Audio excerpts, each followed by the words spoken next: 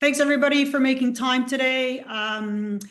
This was an idea that Brian mostly had, and I concurred. I thought it would be fantastic to have some guest speakers talking about sport. I'm the director of the Coaching Masters in High Performance and Technical Leadership.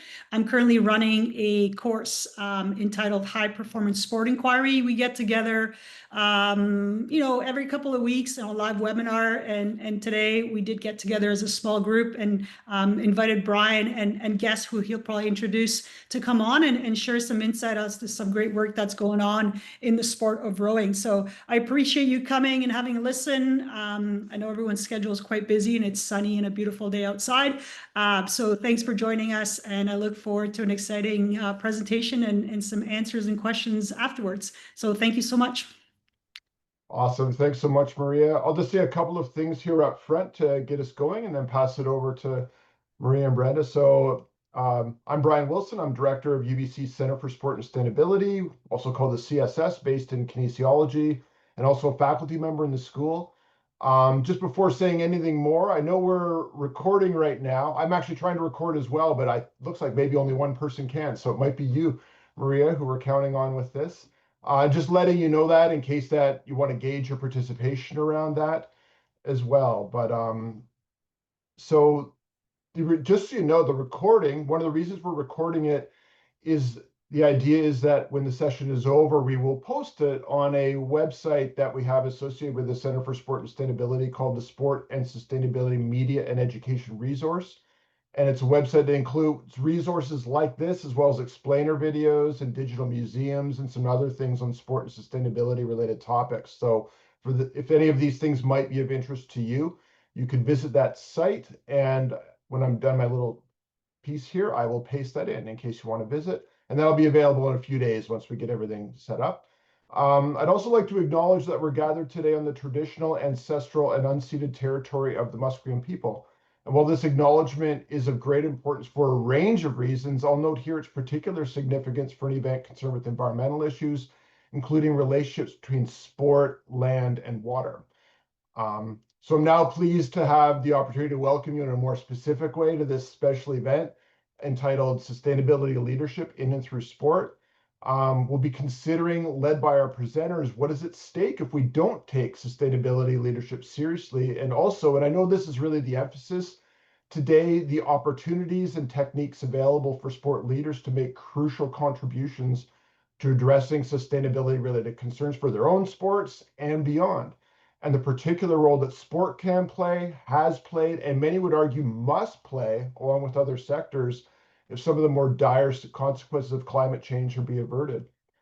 So in light of these issues and what's at stake, and I'm referring here over to Maria as well, as I can't really imagine a more appropriate partnership for this event than the one we have today between the Master of High Performance Coaching and Technical Leadership program based in the School of Kinesiology at UBC, a program designed to support those who are already leaders in the sport field in honing their skills to adapt to the complex demands of the settings they work within, and the Center for Sport and Sustainability, a center with a mission of advancing research and knowledge translation around sport-related sustainability issues, inspiring reflection, dialogue, and action on these issues. So the presentation today, the discussion afterward, focused on sport, leadership, and sustainability, would certainly seem to bridge the mandates of the program and the research center in I think, a really productive way. So really excited about that. And the other partnership I'll highlight, just to sort of finish out my piece here, is one that led to the creation of the team that will be doing today's seminar. And this is a partnership between the Center for Sport and Sustainability and the environmental organization promoting decarbonization in rowing and beyond, called Row Electric, with support from Rowing BC, which you'll hear a little more about in a moment as well. And this connection took place through a research project that will be talked about in the presentation today. So you hear more about this and how research and practice were connected through this project. So really excited about that. So I've said enough for my part. I know you're here for the presentation. So I'll introduce the presenters who'll be co-presenting today and then pass it over. So I'll start off with Julia Lawrence, an environmental educator and PhD candidate in the School of Kinesiology at UBC.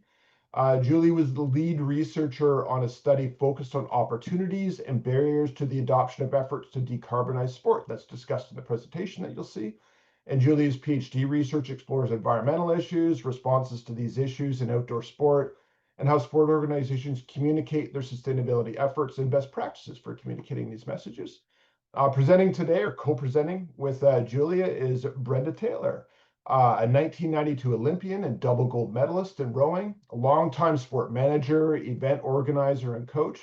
And Brenda is really a leader in efforts to address climate change, has been for a while, in and through sport, and is initiator and project leader of the Row Electric project that I just told you about, and you'll hear more about, which is an initiative to create to support the move from gas to electric motors for boats used by coaches and others at rowing clubs across BC and beyond.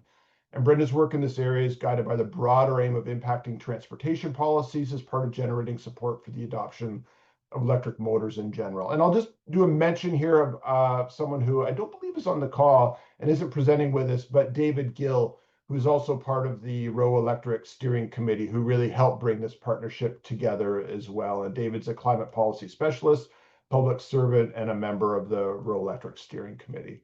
So I've said enough. I'll pass it over to those who you're here to hear more from. So over to you, Julia and Brenda, for the presentation. And following that, we'll have a little bit of time for some questions, hopefully, as well. Okay, great. Thanks, Brian. I'll just share my screen here. Let me see that. Yeah, perfect. Okay. Hi, everyone, and thanks so much for being here for our presentation on sustainability leadership in sport today. As Brian mentioned, my name is Julia, and I'm a PhD candidate here in the School of Kinesiology at UBC. My research focuses on environmental issues and responses in outdoor sport, and specifically how sport organizations communicate their sustainability efforts and best practices for implementing and communicating decarbonization initiatives in a sport context. My background is in environmental education, and I'm really excited to bring these pieces together and share this presentation with you today.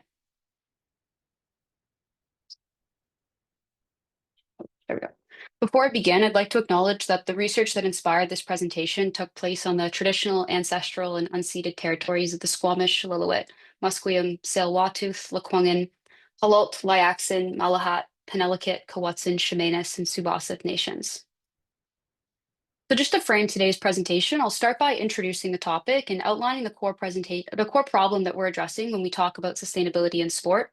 I'll briefly discuss the relationship between sport and the environment, including both the impacts of climate on sport and the impacts of sport on climate. I'll then explore some emerging solutions and the tensions that these responses can create, and discuss how those tensions might be best navigated, especially for those actively working in the sport industry.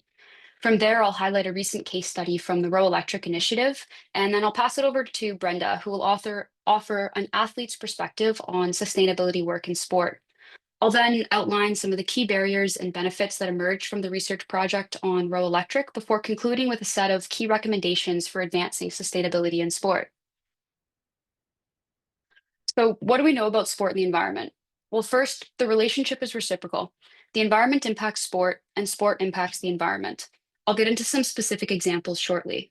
Second, sport helps shape how we understand ourselves in relation to nature. It's a powerful cultural space that influences attitudes, beliefs, and behaviors. We can break down the relationship between sport and the environment. We can think about it into three broad categories, each of which affects how people connect to nature and how sport both shapes and is shaped by environmental impacts. Some sports, like skiing, rely on nature and specific environmental conditions like snowpack to take place. Other sports, like running, occur in nature. They happen outdoors, but they're less reliant on specific conditions. And then some sports, like football or baseball, occur in nature. These take place in outdoor environments that often require nature to be altered or manipulated to make the sport possible. These categories matter because they shape how climate change and environmental degradation affects sport, and how sport in turn impacts the environment. The ways that sport interacts with the environment affect how participants and fans think about their own relationship to the natural world. I'll speak here about the impacts of climate change on sport before moving on in a moment to how sport impacts the environment. Climate change is already fundamentally altering sport. Some sports, like skiing, depend directly on natural conditions and are highly sensitive to changes in snowpack, precipitation, and things like avalanche risk. For example, due to limited natural snowfall in competition areas, the 2022 Beijing Olympics had skiing nearly entirely held on artificial snow.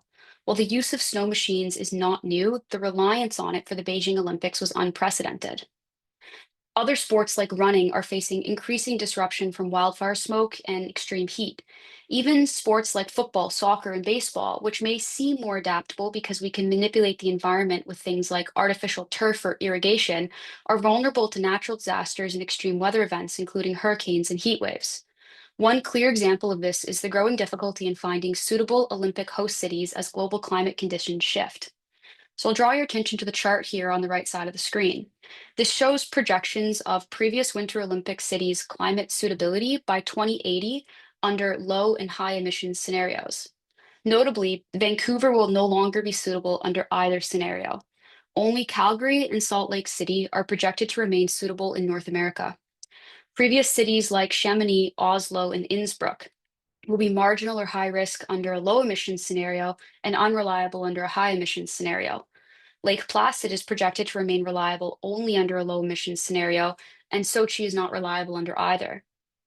While the impacts of climate change on sport are clear, the reverse relationship, how sport impacts the environment, is less frequently discussed, but equally important. We've just looked at climate change, how climate change impacts sport, but what about how sport impacts the environment? Well, one of the biggest and most obvious is travel, and this includes transporting teams, athletes, equipment, and spectators to and from events. Major North American leagues like the NHL, NFL, MLB, and NBA rely heavily on air travel and generate huge carbon emissions. But there are some creative solutions. A 2021 study found that keeping pandemic era scheduling changes, where teams play a short series in one city, could actually cut air travel emissions by 22%. Now, if you're an amateur or university sport, like many of you here are today, you're probably not flying, or at least not flying on private jets. And while car and bus travel still have environmental impacts, these emissions really pale in comparison to professional sport. That said, there are still some opportunities to reduce emissions through things like carpooling, better scheduling, and choosing lower emissions transport options. A second major environmental impact comes from sport mega events like the Olympics or the World Cup. These events offer economic and cultural benefits to host cities, but also generate significant emissions. Over 85% of greenhouse gas emissions from these events come from travel and accommodations. While it's impossible to avoid all emissions at major events, there are important ways to significantly reduce their impact on both global and local environments. For example, Tokyo 2020 and Beijing 2022 saw a dramatic drop in emissions compared to past games, largely due to COVID-19 restrictions, which meant almost no foreign spectators and limited local attendance. That's not to say that spectator-free games or events are the solution, but the IOC has committed to a more climate-positive model with the new Legacy and Sustainability Plan starting in Paris 2024. This includes things like reusing existing infrastructure, using renewable energy for temporary structures, and offering more sustainable meals at events. A third, often less considered impact of sport on the environment is the manipulation of nature to make sport possible. Golf courses, for example, have used pesticides and chemicals that have well-documented environmental and health impacts. In fact, a recent study found that living within 1 to 3 miles of a golf course significantly increases the risk of developing Parkinson's disease. Another example would be skiing or snowboarding. While we often think of these sports as occurring in nature, ski resorts themselves are artificially constructed for tourism. Building ski resorts leads to forest destruction, ecosystem disruption, and wildlife displacement. Even smaller scale local sports can have an impact on the environment. Sports like climbing, trail running, and mountain biking also leave a mark and affect local ecosystems. As these sports grow in popularity, many natural areas are becoming overwhelmed by visitor numbers. And some are responding. For example, a local example would be Garibaldi Provincial Park implementing day use passes to actually limit the amount of visitors at major trailheads. Even something as simple as chalk from rock climbing alters the pH and nutrient balance of rock surfaces, which impacts tiny rock-dwelling organisms.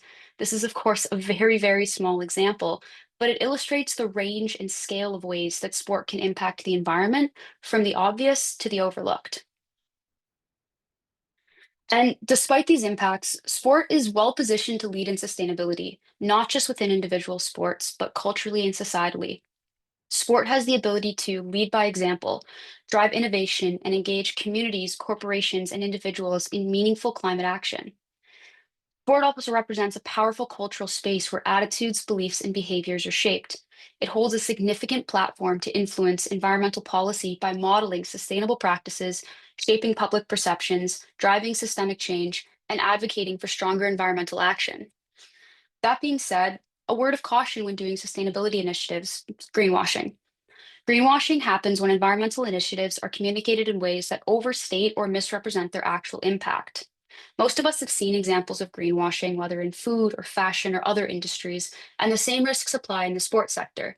There's no doubt that all action on sustainability in the environment is valuable, but some actions and initiatives carry more weight and have a greater impact than others. This highlights the importance of aligning sustainability messaging with meaningful action in order to build trust and credibility. So let's look at some of the opportunities for sport to lead on sustainability and the tensions that come with them. The first is technology and industry. Some argue that technology and innovation offer the fastest path to sustainability impact. From an economic perspective, green technologies are increasingly seen as strategic investments. They can cut operating costs, help meet regulatory demands, and strengthen relationships with fans or sponsors who might be demanding environmental action. One key area where technology can have impact is by decarbonizing sporting facilities and sporting practices through energy efficiency, better waste management, or green technology or design. Another is greening manufacturing for both sport equipment and merchandise. But while technology is a meaningful part of sustainability in sport, it's important not to become over-reliant on innovation at the expense of policy. Technology is powerful and it's already helping move sport towards greater sustainability, but research shows that too much focus on technology can distract from broader policy changes at the government level or within sport organizations that are essential for a deeper systemic impact. A second space where sport is leading on sustainability is local, lifestyle, and collegiate sport. I highlight these here because the way that they're structured likely mirrors the organizations that many of you here today represent. By lifestyle sport here, I'm referring to participatory, informal, and predominantly outdoor activities like rock climbing, mountain biking, surfing, and skiing. Research shows that engaging with these sports can actually foster pro-environmental values and actions. They help people feel connected to nature and instill a sense of responsibility to protect it. That connection is often built through the kind of sustained embodied interaction with natural spaces that these sports offer. That said, it's important not to exaggerate this connection. Other studies show that the green identity that's become embedded in outdoor sport culture can lead participants to overestimate their environmental impact. Many outdoor athletes view themselves as eco-conscious, yet underestimate the environmental toll of their daily practices, from wear on local trails to travel for sporting opportunities. Still, the outdoors industry is responding. Brands like Patagonia are increasingly integrating sustainability into business models, and community initiatives like Leave No Trace and Don't Love It to Death, which is actually a local Vancouver and Sea to Sky initiative, are educating users on responsible, low-impact recreation through targeted messaging, signage, and social media. Outdoor sport holds real potential to build long-term environmental awareness, responsibility, and behavior change. Turning to university sport, this is another promising space for sustainability leadership. Athletics departments are increasingly embedding environmental initiatives into their events and often are aligned with broader university-wide sustainability efforts. Collegiate athletics often involve large-scale events. A 2015 study done here at UBC found that the biggest opportunities to cut emissions in these events were through reducing air travel, increasing vehicle occupancy, and promoting low-emission transportation. Like mega events, collegiate athletics often found that spectator travel was the largest source of emissions. And university sport has the potential to reach a wide range of stakeholders, from students to faculty to staff and off-campus supporters, and create not just environmental gains, but also social and economic benefits. Some universities are responding in targeted ways. For example, the University of Colorado Boulder converted its stadium to a zero-waste venue, implemented organic turf management across all fields, and is working towards net zero. And this matters. Sustainability leadership attracts people. A 2013 survey found that 40% of incoming CU Boulder students said that the university's environmental leadership in part influenced their decision to attend. A third space that represents a real opportunity is athletes themselves. Athletes represent a promising and influential group of potential climate activists. Many have firsthand experience with climate change, whether through sport disruptions, training in hazardous conditions, or witnessing environmental shifts like snowpack loss and increased avalanche risk. These experiences have led some to speak out and take action. Athletes also have platforms through personal and team social media that allow them to leverage their status to communicate messages. They're often seen as role models, and their ability to connect with fans gives them unique potential to influence public attitudes on climate issues. And when I speak a little bit later on some of the key recommendations, I'll touch on some of the best practices for communicating, even for athletes. One great example is Protect Our Winters, the first climate advocacy group in the outdoor sport community. POW brings together athletes, creatives, and brands to tackle climate change. And they leverage the platforms of outdoor athletes, from climbers to skiers to snowboarders and trail runners, to engage the public in climate action. They're active globally, but are also particularly active in the US, where, for example, a group of professional athletes every year meet with senators on Capitol Hill to discuss conservation and climate action and try to influence policy.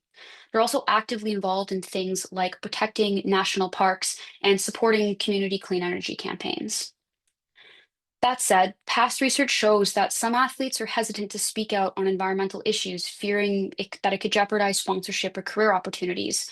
They've been worried about how they might be perceived for speaking out and have concerns about whether they're credible voices on climate issues, which are often viewed as technical or scientific. However, a recent study showed that when athletes do speak out on environmental issues, they're seen as credible activists and viewed favorably by the public.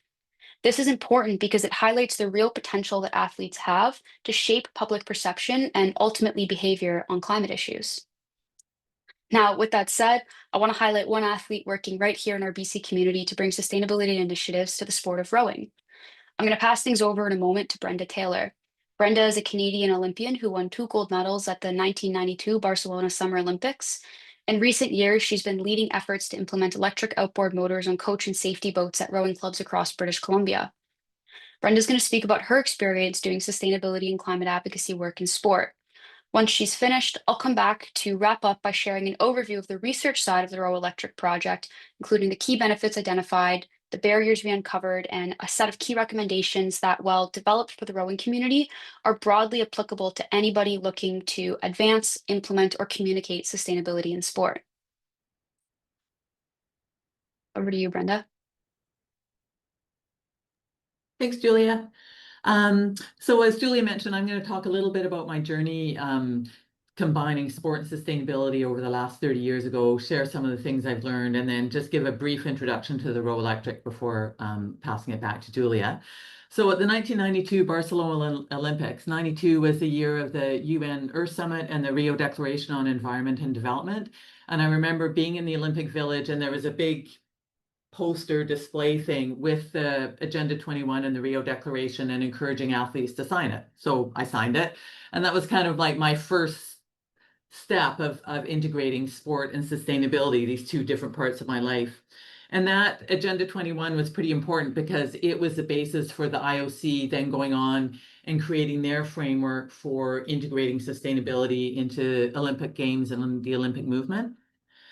So after the 92 Olympics, I retired from sport, high performance sport, and kind of shifted my focus more into sustainability. I did my master's in resource and environmental management, and I worked in the field of forest planning and conservation for about 10 years as a consultant.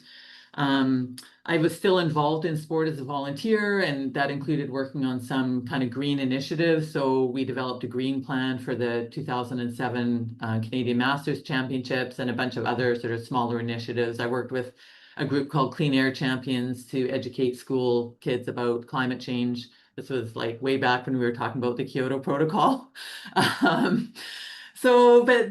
I found environmental consulting, it was a lot of planning. So I wrote a lot of plans, and then I never knew what happened to them. They kind of sat on a shelf, and I never saw the outcome. And as an athlete, I found that really frustrating because athletes are all about action and outcomes. And so I found my focus shifting more and more towards sport professionally, and I ended up doing some consulting in sport, and then eventually took a job as manager of a fairly large local rowing club. And in that position, I was responsible for everything from managing programs and purchasing equipment, managing facilities, to like really super mundane stuff like making sure there was toilet paper in the women's change rooms, which was a really important thing. So the full gamut of activities. And it was the opposite of my environmental consulting. Consulting had been all about planning, planning, planning, never knew what happened. In contrast, working as a rowing club manager, I didn't have time to plan. There was too much going on, too many balls I was juggling, and I was just running from one thing to another. But the good thing about it was it gave me opportunity, when I looked for them, opportunities to kind of do concrete things on sustainability and integrate it into kind of day-to-day operations and day-to-day decisions. So I worked at the club for about 12 years, and then COVID hit, and it kind of gave me a bit of a chance for a reset. I'd been aware this whole time that, of course, the climate crisis was building. COVID hit, and I left my job at the club and thought, okay, how can I spend my time now, and what can I actually do in a kind of bigger, more concrete way to start to tackle climate change. So Julia, do you want to just switch to the next slide? Thank you. So I'll talk just a little bit about some of the initiatives I took while I was at the rowing club. And it was about integrating sport and sustainability at a really practical level, in concrete ways. So I didn't really have any plans. I didn't develop a sustainability plan, but I always had my eyes open for opportunities. And this included everything from, repairing and reusing equipment, boats, oars, docks, engines, you name it, looking to repair it rather than just buying new. I set up a recycling system for things like soft plastics and compost and styrofoam, which may seem like a small thing, but if you realize that all the rowing shells are delivered to the boathouse wrapped in bubble wrap.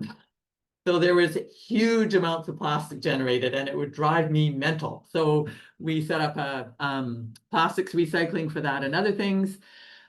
We stopped selling bottled water at our events. We focused on providing healthy food at our regattas. And then, I thought a lot about, like, in our purchasing decisions, thought a lot about sustainability. So, do we need this thing? Can we borrow it? Can we rent it? Think if we are going to buy something, making sure we're buying something that's durable and that can be repaired. So thinking about the full life cycle cost of things. And then I was in charge of managing the facility. So we did things like an energy audit and then implemented some of the recommendations from that. So there was a lot of kind of little initiatives along the way. And they had a couple of things in common. So one was that the sustainable option was usually the cheaper option for the rowing club. It usually saved money in the long term. And it usually had some other benefit associated with it. And it was usually those two facts, that it saved money and that it had another benefit, that were interested people the most. Yeah, some of them cared about it being sustainable, but mostly they cared about, this is going to make my rowing experience better, or it's going to save the club money. And then the other kind of thing they had in common was that they were mostly ad hoc actions. There was no kind of strategy behind it. There was no plan behind it. As I said, I just kept my eyes open for opportunities of how I could integrate things day to day. You can switch to the next slide. No, can you switch, Julia? Oh no. Oh, sorry, back again. Sorry, I didn't realize you'd already switched. So the key things that I learned at the rowing club was just about, it's relatively easy when you keep your eyes open. It's relatively easy to find ways to integrate sustainability into things you do every day and into your everyday decisions. And it's a lot easier to do that when there's a co-benefit, when there's, you can link it to something that members care about, whether it's their rowing experience or whether it's saving money, or, for rowers, clean water is really important. They also like being out in the environment at the lake. So, tying sustainability actions to these other things, those are the ones that were well supported. It was much harder to get support for things that didn't really have a connection to their experience in a concrete way. So I was always looking for opportunities to link things to what mattered to people. The other thing was making a virtue of necessity. So generally, local clubs don't have a lot of money. Rowing in particular doesn't have a ton of money.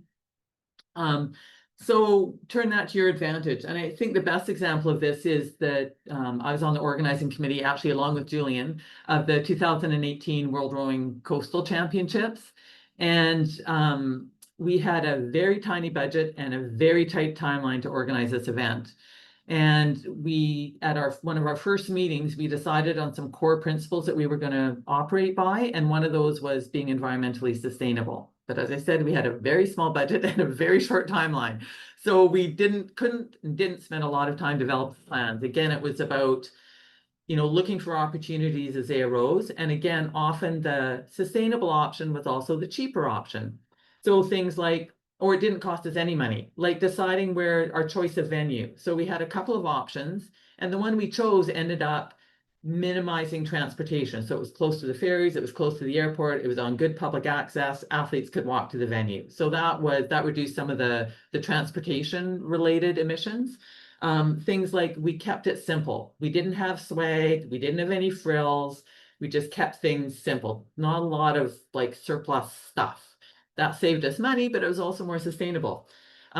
We borrowed and rented, big borrowed and stole. And where we did have to buy things, we tried to make sure that they had a life after the Coastal Championships. And then other things like we had a car sponsor, but it was an EV car sponsor, not a gas car sponsor. So just little things like that. And again, it was about making a virtue of a necessity, the necessity being we didn't have any money. Yeah. Oh, you're just muted, Brenda. Sorry, I just noticed that Julian mentioned in the chat another thing we did, which is rather than having the coach boats and safety boats running all day, we had them anchored. So that again really reduced our emissions and saved us money. But these things all felt a little bit like they were fiddling around the edges. And I was aware at the same time that, Julie, you can probably switch to the next slide now, that the climate crisis was building and we really needed to do more. The IPCC reports were becoming more and more dire. And we were feeling the impacts of this directly. So in 2017 at the Rowing Club, we had to cancel a lot of our summer programs because of all the wildfire smoke. And that was just, it seemed that that's now becoming the norm. So climate change wasn't any longer something that was happening in the future somewhere else. It was happening to us and it was happening now. And so I started to feel a sense of urgency like everyone did. And it was, well, what can sport do? And what can I do? In 2018, the UN came out with their Sport for Climate Action framework, and this emphasized the need for sports to take a systematic approach and to take systematic action to reduce greenhouse gas emissions, as well as working on advocacy and education. So I thought about when I left my job at the club, I started thinking about, okay, well, what can I do and where does my knowledge lie? Like, how can I contribute to this? Julia, next slide. And just thinking about the local rowing club, coach boats are probably the biggest source of greenhouse gas emissions over which clubs have control. Like things like transportation, yeah, it's probably bigger, but that's something we don't have that much control over. In our day-to-day operations, it was probably coach boats. So to give you some context, at Elk Lake, where I worked, there were about 20 coach boats. They were used between 2 to 6 hours a day, year-round, and that's about between 300 and 1,000 hours of use. So that's a lot of greenhouse gas emissions, and we were one location. So that was definitely an opportunity. You can switch to the next slide. And I was aware that, EVs, electric car vehicles, were becoming more and more common and mainstream. And I had heard about electric outboards. And I thought, okay, that might be an interesting solution. But I didn't know very much about them, and other than they were expensive. But I also knew that they had benefits aside from their lower greenhouse gas emissions that would really appeal to the rowing community. They were quiet and coaches suffer from long-term hearing loss because they're driving gas-powered coach boats. So I knew that was a big concern. They're more reliable, they're more convenient. So I knew there were these other appealing features, but there was this barrier of the high upfront costs. Julie, next slide. And so I thought, okay, well, there's rebates for EVs. How about other rebates for electric outboards? So I started out by contacting Clean BC, which is the BC provincial government agency that's kind of responsible for climate change. And this sent me down the rabbit hole, that I'm kind of still in this rabbit hole. They said, no, we don't have any rebates for electric outboards, but we do have this program called the Commercial Vehicle Pilot Program. And it would allow you to, basically what they were saying is we need more data in order to build the case for bringing in rebates. This CVP program is about collecting data that could support the rebate case. And it's about, the CVP program is about increasing adoption rates and just making adoption more affordable. So I thought, okay, that sounds good. You know, I don't know anything about electric outboards, but I'll give it a go. My first step was to find a partner, because at this point I was no longer with the rowing club and I was just, you know, a member of the public with no affiliation with anyone. So I had to find a partner, and that's where Rowing BC came in. So that partnership was really important, and they're kind of the lead proponent for this, even though they're also a very small organization. They have a lot of tolerance for me and have been quite supportive. So we put together an application in September of 2021, and we were told by Clean BC that we'd probably have an answer in November of 2021. And I waited and waited and waited and waited and waited and bugged them. And finally in January of 2023, so like a year and a half later, we finally got the approval that yes, we had been successful. So that was just kind of the first step, because the CVP program provided 1/3 of the cost for the project. So this is a project that was about $350,000, which for me, that's a lot of money. I'm not used to operating in those terms quite. So it was a bit of a daunting task to try and find. I had to find the other 2/3 of the funding. I had to find bridge funding because CVP reimbursed us. They didn't provide the money up front. And I had to find money to cover the other eligible expenses. So I know I spent the next kind of 9 to 12 months after January 2023 finding additional funding. And I just want to mention that both the Canadian Olympic Committee and the International Olympic Committee as partners in this project, because it was their funding that came in that provided the final pieces that allowed the project to go ahead. Like, they've been really important, and really supportive too. I can't say enough about the COC and how supportive they were.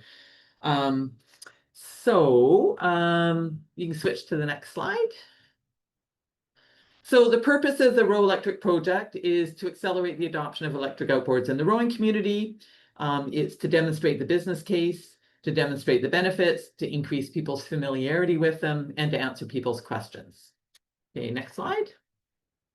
And Julia's going to talk about the Row Electric a little bit more. I'm just kind of giving you some really quick background. So the pilot project involves 5 electric outboards.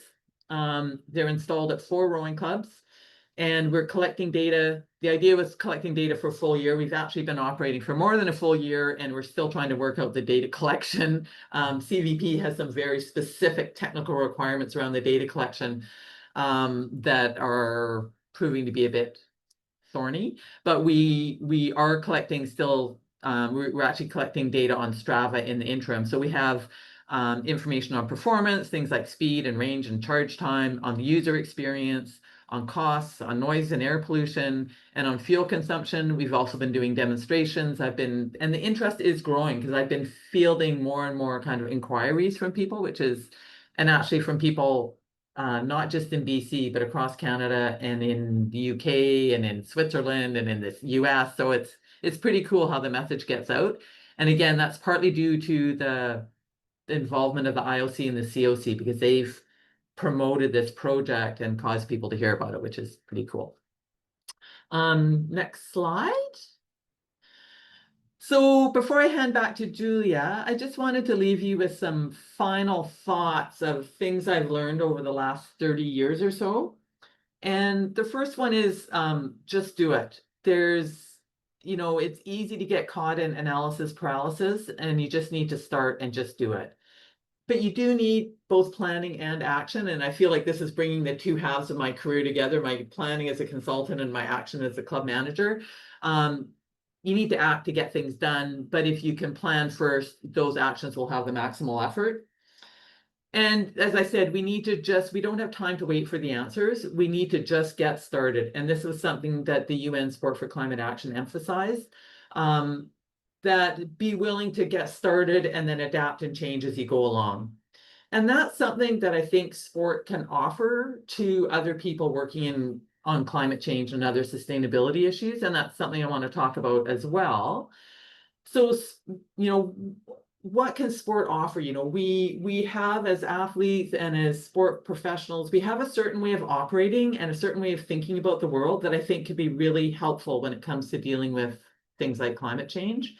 And one of them is we're action oriented. Action is how we express ourselves. And we're used to focusing on outcomes and let's just get things done. We don't have or, you know, maybe I'm seeing things through my lens. I don't have a lot of patience for just talking about things. I want to get stuff done. But I think that's pretty common with athletes. And I think that's a really good message for people dealing with climate change. Just start and get things done. Focus on the essentials. So when I was rowing, it's like, it was always running through my mind, is this going to make me faster or not? If it's not going to make me faster, I'm not going to worry about it. It's the same thing with climate change. Is this going to help us move to net zero? If it's not, don't worry about it. So focus on the essentials. And this one, the goals, plans, feedback, and change, it's so second nature to what we do as athletes, but it's not, in my experience, it's not always been so much second nature in other spheres. So I think that's something we can also offer. We're just so used to setting goals, putting in place a plan to achieve them, getting feedback. Athletes are used to getting feedback all the time.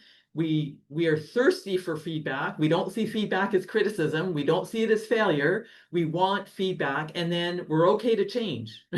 In fact, changing is essential to getting faster. So it's this whole cycle that I think that's common to athletics and sport that we need to adopt in climate change.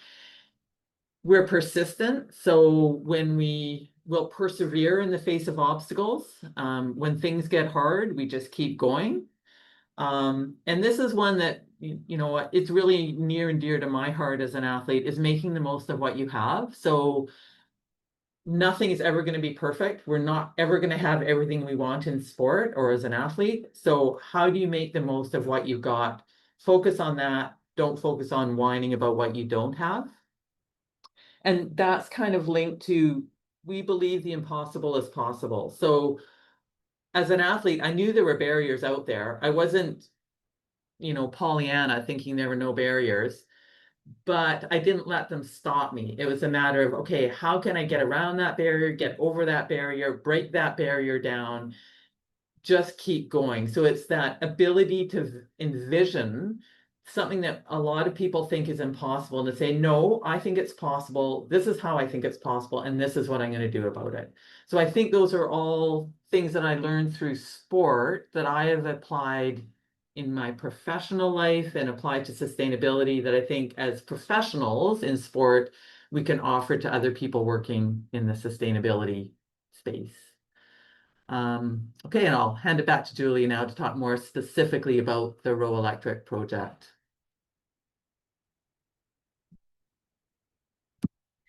Awesome. Thank you, Brenda. So I'll speak here more specifically about the case study and the research component of this project. As I mentioned earlier, this was the research arm of the broader Row Electric project, and one of the aims of this research was to inform policy around electric marine transportation in British Columbia. A core goal of the research was to implement a sustainability initiative with meaningful engagement from relevant stakeholders. So we set out to explore both the facilitators and barriers to adopting electric motors at rowing clubs across the province, with the goal of understanding how to accelerate and support this transition. We spoke with clubs currently trialing the motors to learn what was working and where challenges were emerging, as well as clubs that opted not to participate. And while cost was a predictable barrier that I'll touch on in a moment, our conversations really revealed a number of other structural and educational hurdles. And the findings highlight just how critical it is to involve stakeholders early and meaningfully in sustainability initiatives to make implementation more informed, more inclusive, and ultimately more successful. So what were the key benefits identified through this study? Interestingly, the most notable benefits were not environmental. That's not to say that clubs didn't recognize the environmental value of the motors, but these were not the primary advantages that they identified. The top benefit mentioned, as Brenda also mentioned, was a significant reduction in noise. Coaches reported less risk of hearing loss, reduced sensory fatigue for both themselves and their athletes, and a better overall coaching experience. The quietness of the motors allowed them to hear athletes on the water, coach more effectively, and even pick up subtle cues like oars entering the water, something that wasn't possible with electric or with gas engines. This was an unanticipated benefit that many coaches and club managers emphasized, and even guests riding in the electric boats noticed the difference. The second benefit was ease of use. Coaches and equipment managers found the electric motors quicker to set up, smoother to operate, and easier to handle. They appreciated not having to carry gas tans down to the dock and found the day-to-day logistics much simpler. A third benefit was improved community relations, especially for clubs operating on waterways near residential areas. Reduced noise meant fewer early morning disruptions and less tension with neighbors. Clubs reported that their presence was more accepted by the community when they weren't using gas-powered boats and bullhorns at 6 a.m. And finally, clubs identified the potential for cost savings and reduced maintenance. And I'll note this cautiously as a full cost analysis is still underway through the Row Electric project and wasn't part of the specific research component. And the reduction in maintenance, as with other forms of electric motors, is expected, but also hasn't yet been fully quantified. So I'll speak here to just a few of the barriers that were identified. The full report from this project is live and will be available on the UBC Center for Sport and Sustainability website, along with a recording of this presentation. The first and most obvious barrier is financial. Even with grants and subsidies available for the electric motors, the high upfront cost, the perceived financial risk if the motor were to fail, and the need to prioritize other expenses like rowing equipment or safety gear were too great for many clubs to consider adoption. That said, even for clubs where the financial cost might have been feasible, there were organizational capacity and decision-making barriers. The clubs currently trialing the motors tended to be larger with clear staff roles, defined responsibilities, and established decision-making processes. In contrast, many of the smaller clubs I spoke to lacked the clarity over who would even oversee a decision like this. Club representatives at those clubs often wore multiple hats and simply didn't have the capacity to take on a transition of this scale. A third barrier was infrastructure. The clubs trialing the motors were partially responsible for installing the electric infrastructure upgrades needed at their docks and boathouses. Smaller clubs lacked the financial capacity to fund these upgrades and would have needed to rely on public infrastructure support, which at present doesn't exist for marine transportation, though one of the aims of this project was to inform policy around that. This meant that clubs either had limited or no access to sufficient power at their facilities, or that the upgrades required to be completely unfeasible in their locations. Clubs also faced several educational barriers. Many were uncertain about key technical details like battery life, charging times, speed, or how to retrofit an electric motor onto boat hulls originally designed for gas engines. There was a general hesitancy due to the lack of firsthand experience and shared user data. This lack of accessible information and real-world examples really significantly limited clubs' abilities to even consider adopting electric motors. Many told me directly, without more information, they simply couldn't move forward. So, what are some broad takeaways that apply across different sports and contexts? Based on both the benefits identified by clubs currently using the motors and the barriers faced by those not yet adopting them, I've developed a set of key recommendations for advancing sustainability in sport. While these are tailored to the Row Electric project, they're applicable to other sports, industries, athletes, and sustainability initiatives more broadly. First, consider highlighting the non-environmental benefits. Recognizing that obviously the environmental benefits of a sustainability initiative are very important, they might not be the most important thing for users. Many organizations, especially smaller ones, care about the environment, but they simply lack the financial capacity to implement sustainability initiatives. Economic and social concerns often outweigh environmental concerns, especially for these smaller organizations or individuals. It's essential to find out what matters most to users and highlight these in messaging and education to make successful adoption more likely. Second, frame these initiatives in hopeful and optimistic ways. Too often, climate change messaging relies on fear and information alone. focusing on the negative impacts, the disastrous scenarios, scare tactics, or general statistics to try to encourage action. But research shows that this approach doesn't work. It leaves people overwhelmed, hopeless, and less likely to engage.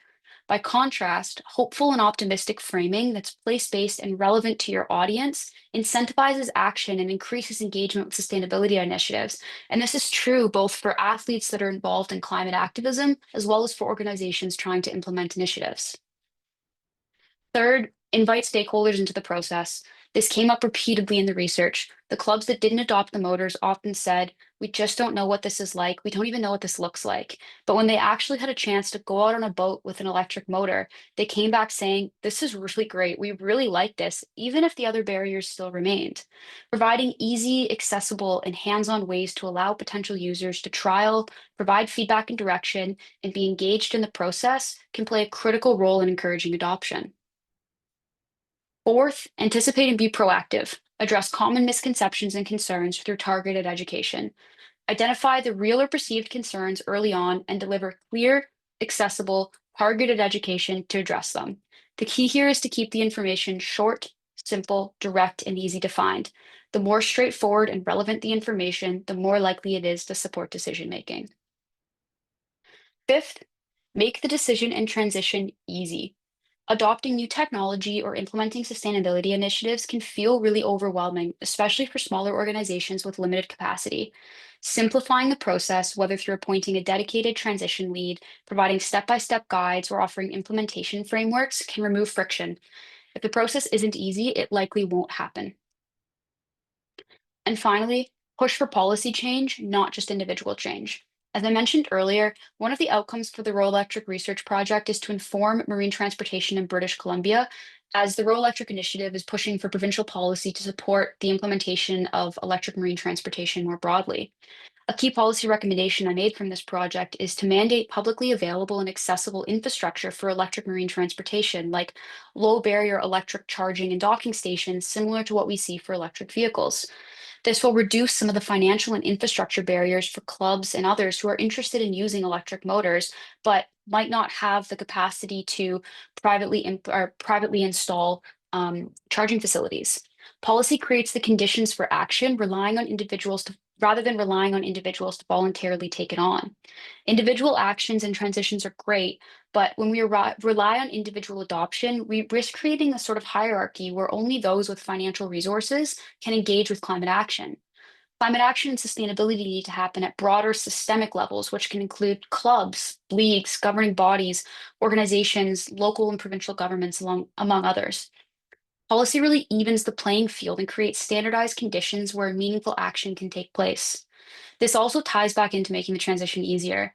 When policy is in place, when there's a framework for implementation, clubs and organizations don't have to figure it out on their own. They can just follow the policy.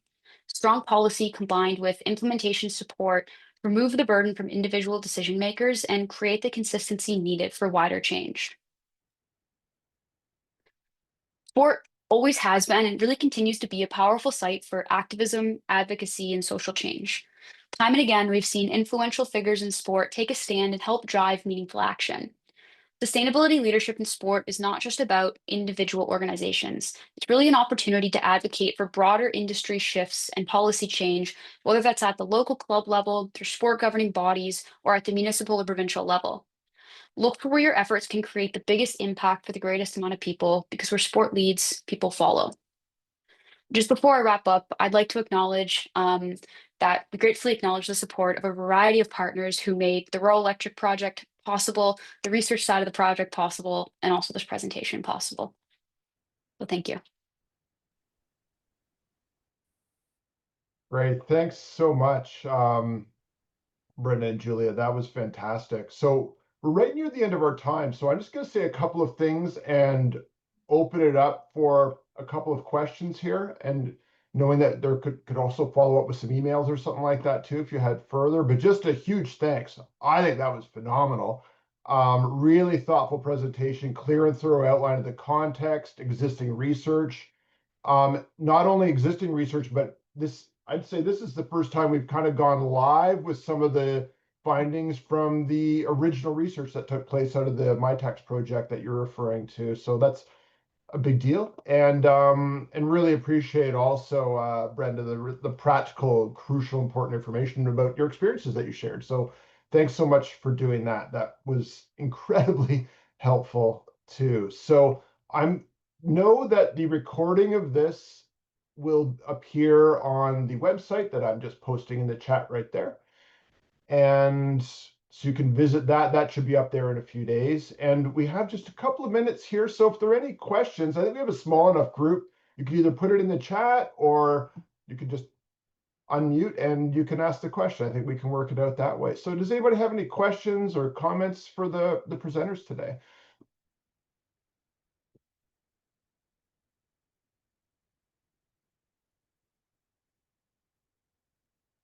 Julian, I see your hand is up.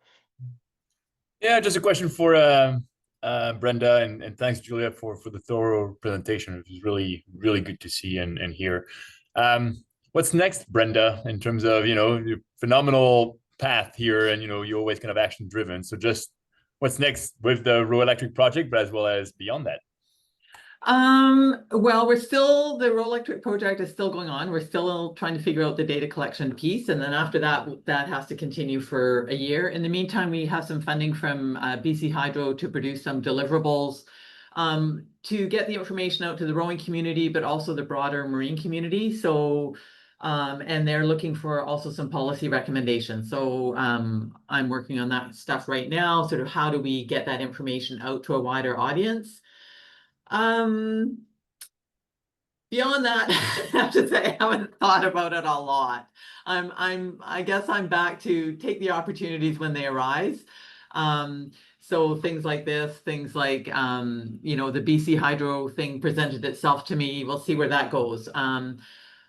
The word is getting out slowly. So for example, I have a meeting later this week with another rowing club, local rowing club, who's interested in getting an electric outboard. So the word is slowly getting out there, and I want to continue to work on that, just spreading the word amongst people in the rowing community, but also the broader boating community.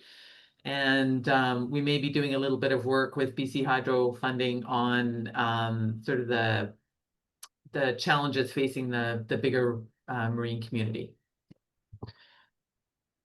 Great. Liv and Andrea, I saw that you had hands up. I don't know if you still have questions or not. Liv, do you still have a question? Yeah, I do. Thank you, Ryan. Great. And thank you, Brenda and Julia. Brenda, as Andrea commented in the chat, from athlete to activist, I think that's really inspiring. And it's really great. And also just overall, really great to see this collaboration. And I think, especially on the policy piece, I think it's really, it's like a case in point for why this collaboration is working really well. I think Julia pointing out the individual action being really admirable and noble and like very necessary, but not letting the burden fall on individuals, I think is really important. So yeah, my question is actually about that. And Brenda, I think it's amazing everything that you've started and catalyzed to this point. If you had a magic wand, or anything could be possible in terms of policy, what are the specific policies, singular or plural, that you might ask for? I think so. I kind of have, there's two lenses. One is the rowing community, and then one is the wider marine community. I think the probably biggest one is rebates would really help, and they're really effective. They've been shown to be effective with helping people introduce all of different kinds of technology, because at the early phases, it's expensive, but it's also a high risk, right? And so people aren't willing to take on that risk, because if it doesn't work out, you've just lost a lot of money. So rebates are, I think, really important. Charging infrastructure, but interestingly, most marinas have shore power, and that's all you need to plug in to charge an electric marine battery. The issue at rowing clubs is they're typically not in marinas, and they don't necessarily have shore power. So some form of supporting the installation of electrical infrastructure the way we have for EVs, so that to help marinas install the right level of charging infrastructure, and to help people who don't have electrical infrastructure right now install it. I think that would be a big one. And this I'm not sure. I'm not sure what the actual policy is, but another barrier right now is there's lots of electric outboards out there, but they're not very many of them available in Canada. And I know they have to jump through a bunch of hoops, like dealing with importation stuff. So some way of making that easier for people. One of the things I want to do with the BC Hydro is just talk to some of the people in the marine industry to find out how much of a barrier that actually is. Like, why aren't we getting more of these options here available to us? And then the other big barrier is the maintenance. Again, that's a big risk because people don't really know how. We think they're reliable and low maintenance, but we don't know for sure. And if something does go wrong, how do we get it serviced? So right now, there's no local service station. So supporting and funding marine electricians and marine engine service technicians so that they are comfortable working on marine motors. So kind of upskilling that sector of the marine industry. Yeah. That's great. Thank you. Those are really specific. I hope you go forward with them. Thank you. See, I'm sending them to BC Hydro. Great. So we're in overtime here. Andrea, one last question, then we'll close it out if you still have one. Yeah, I mean, part of my question had to do with sort of that, who are the partners on this, but yeah, just thank you to you all. That was really, really fantastic. I'll just say, you know, Brenda, I started rowing in '92. I had a poster of you on my wall. To see you continuing your leadership in our sport is just absolutely inspiring and really fantastic. I guess, like, you talked about that marine community and you talked about like BC Hydro. I'm thinking, do you see any role for event hosting in this? And I say that knowing we've got a lot of people here who are very rightly critical of event hosting and the environmental impacts. But there is some research that would suggest that when you are able to align hosting of events with, let's say, the desired goals of the local community, that's sometimes when projects get done. I'm thinking of the Canada Games here, an event that I know many of us on the call. So just wondering if you're thinking about like the ones that go beyond maybe the coastal community, who are the other potential allies in this project? So sorry, I was going on the event track. Yeah, I absolutely agree that getting electric motors used in events both increases their familiarity. People see them, it has some credibility, and also in a practical way, it then provides that legacy. So I know they were used at the Pan Am Games in where I can't remember where that was, Paraguay last year. Mm-hmm. And we've used them, you know, we've tried to get our electric outboards at a couple of local rowing regattas. They're used at Head of the Gorge. They're used, you know, sort of the local ones, and people are seeing them more. But I think it would be, yeah, like it would be great to partner with something like Canada Games or,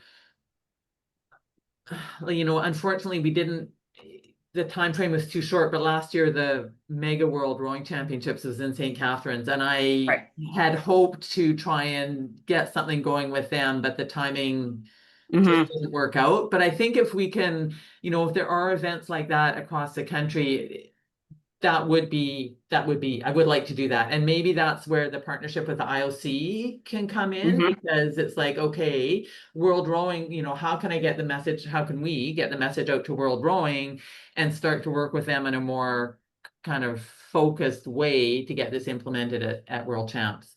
Yeah, because it's for sure people like umpires at first were skeptical about, you know, are they going to be able to keep up with boats? Or is it, you know, can they last a full day? And we've shown that yes, they can keep up with boats, and yes, they can last a full day. Or, you know, maybe you rotate and you have to charge them for a brief period, but it's certainly doable. So I would love to talk to World Rowing about it, but this is my side gig. I actually have another job, so this is still volunteer essentially for me. Absolutely.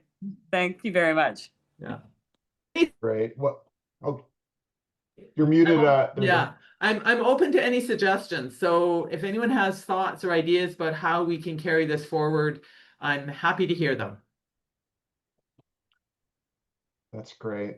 Well, with that said, we're a few minutes over, so I just want to begin by thanking everybody who's come to this event and the really excellent questions that have been asked and nice discussion. If you have any follow-up pieces, I guess you can contact any of us. You can write me, and I can also convey it to others if you want to go that route, but certainly follow up with us if you'd like. And a reminder to visit the link that I sent there as well. This recording will be there at some point, maybe soon. There is a research report that will be posted there as well. That's based on the research that Brenda and Julia were referring to. So just to close this out, if we could just give a hand to Brenda and Julia again for just a wonderful, thoughtful, well-prepared presentation. So thanks so much. And I guess we'll call it from there. So have a great rest of the day, everybody. For those of us recording the event, I think we've all got a recording on it. So I'll send an email out after just confirming how we can work that one out. So thanks so much again. Have a great day. And we'll, yeah. And I just See you want to say before long, thanks for hopefully. the opportunity to talk about it to a group that, That's excellent. Thanks again, Brenda. Thanks, All right, take care. everyone. Thank you for coming. Thank you. Take care, everybody. Now.